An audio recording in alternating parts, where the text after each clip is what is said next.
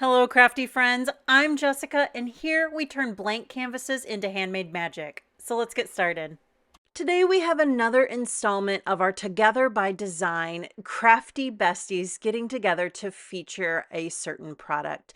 And for this feature, we are going to be using distress inks. I chose to use distress oxides. Distress oxides are really great for adding color to colored cardstock. So that's what I'm kind of featuring here today using the Flower Field bundle from Kristina, Werner, and Concord and Ninth. And I'm going ahead and just getting started by stamping this beautiful floral field in the Versamark Claire ink. Making sure I clean up afterwards. I like to do that so that my stamps are ready to go for the next time that I use them. I really love Kristina's products. Her stencils with Concord and Ninth are absolutely dreamy. They're thick and it's so easy to line them up. But I do struggle a little bit here. I'm a little bit much of a perfectionist. And so I like to have all of the stencil cover everything. So you're going to see me kind of work through that, kind of trying to determine where I want to have a little bit of that overlay and make a little bit of a sacrifice if it goes over.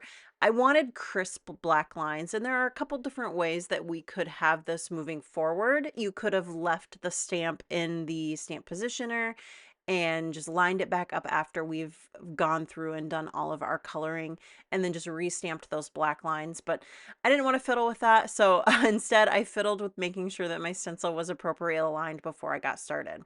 So as I mentioned, the Distress Oxide inks work really well on colored cardstock. One of my favorite ways to use them is on craft cardstock, but today I really loved the imagery on the back of the stencil packet. That bottom picture, you can kind of see it in the upper left-hand corner.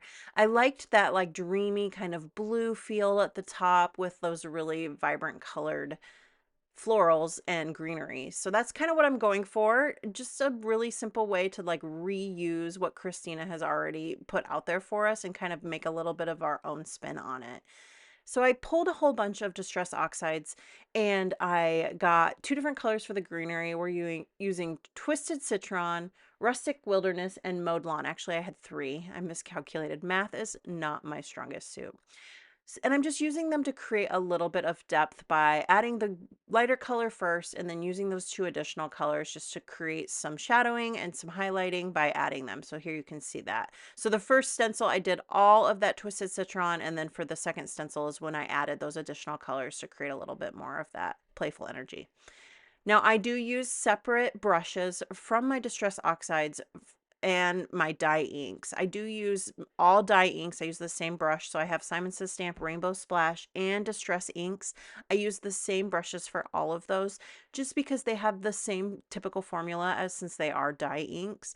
But for my oxides, because that is a different formulation as far as the ink goes, I have a separate set of brushes for them so that we can make sure that we're not cross-contaminating or getting extra gunky, all of that great things. Just it was better to have separate brushes.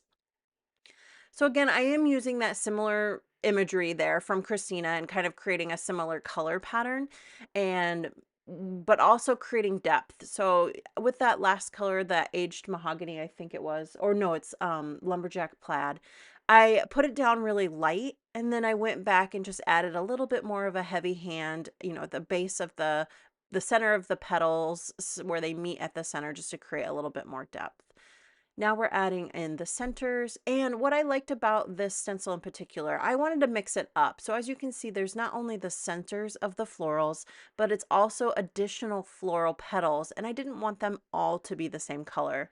So I went ahead and grabbed the ripe persimmon and I'm coloring the actual flower petals orange and keeping the centers yellow. I didn't get really particular about making sure that I didn't cross colors or anything. You could have masked off some of those if you were concerned about it, but I felt like there was enough distancing between all of the imagery that I was able to get those colors without getting maybe the petals muckied with yellow or the inside of the florals muckied with orange. But for this one, I did go ahead and use a Post-it note that I had previously written on. I like to save them, especially these ones, because they are full sticky and they're really hard to find for some reason for me. So I like to try to keep them when possible. So I stick them over onto the side whenever I write little notes on them or whatever I end up using them for, and then just reuse them if they still have their stickiness. But for this petals, you'll see there's these like lavender looking sprigs as well as these daisy looking sprigs. So I did the lavender ones more purple and the daisies pink, but you'll see on the daisies, they're open to the centers. So the center of those florals started off being yellow, just like all the other ones, but because they were open and I put that pink on top, they did end up turning orange. So just one of those things to be mindful of. If you're looking to have a yellow center, I would have probably done the pink first, kind of hit it with my heat gun, and maybe tried to put the yellow on top. I still think it would have blended. It would just probably wouldn't have blended as much as it did here. Now, adding off in a little bit of depth, I am going to go ahead and reach for my dye inks. I didn't want this to be the concentration of ink like the oxides leave, so I did grab a dye ink just to create a little bit more of a wispy kind of blue sky. And then as I was looking at it, I decided I really wanted a green kind of base as well, similar to how we did the sky. So I did grab a green dye ink to go ahead and do the same thing. I'm being very careful to not move around too much my hand on the panel because the inks are still a little bit wet and I didn't want to smear anything should that occur. And that is the card base, or at least the base for what we're doing moving forward. I recently went to Simon's Stamp Create, and there they had the white distress paint. So I did grab some of that just to see how it worked on cards. I really loved the black soot, but I tend to gravitate towards I have an like acrylic based paint for my white splatter. And so, but I wanted to see how this one compared to that white acrylic base. It was okay. It does blend into the ink, and that could just be because of a couple different things. Maybe I did not heat panel my ink beforehand, and it just noticed that it kind of like absorbs into that color, or maybe it's just a little bit more water-based. I did add a little bit of extra water to it to get it to flow a little bit more so that I could get that fine splatter. And so probably just a combination of a couple things that I did. It was just a little bit see-through, translucent, and I wanted a little bit more of a white opaque, but that's okay. It ended up working out. I love the little subtleness of it. I did go ahead and cut each side out of using this Wonky stencil from Simon Says Stamp, and then I noticed that it just had this harsh line on the other side because the panel wasn't quite big enough to accommodate cutting two panels out with that die. So I am in this mood of like tearing paper. I feel like there's these trends that kind of come around with card making, that tearing paper was all the rage and they made all these special tools for it, years ago. And then for me personally, I notice I'm getting back into it. Now it does cut that panel down quite a bit to tear it. But the trick to tearing paper is to always make sure that you're tearing towards yourself because it creates that live, I don't know what, edging that kind of looks like you get like the little bit of the blue paper, but you've taken off some of the imageries you kind of see there, and it creates just a little bit more of a visual appeal when you pull it towards yourself. I'm probably not explaining it very well, but recommend pulling it towards yourself. You get that live kind of edging that looks a little bit more ideal in my opinion. Another thing that is brand new to my craft room is this thicker foam tape from Altenew. Altenew is one of my favorite foam tapes for putting back panels on because I love the loft that it gives. And this this tape being so thick makes it incredibly easy to line your back of your panels. And I absolutely love, I think it's the inch or the inch and a half. So really, really love the way that foam tape covers a panel so easily.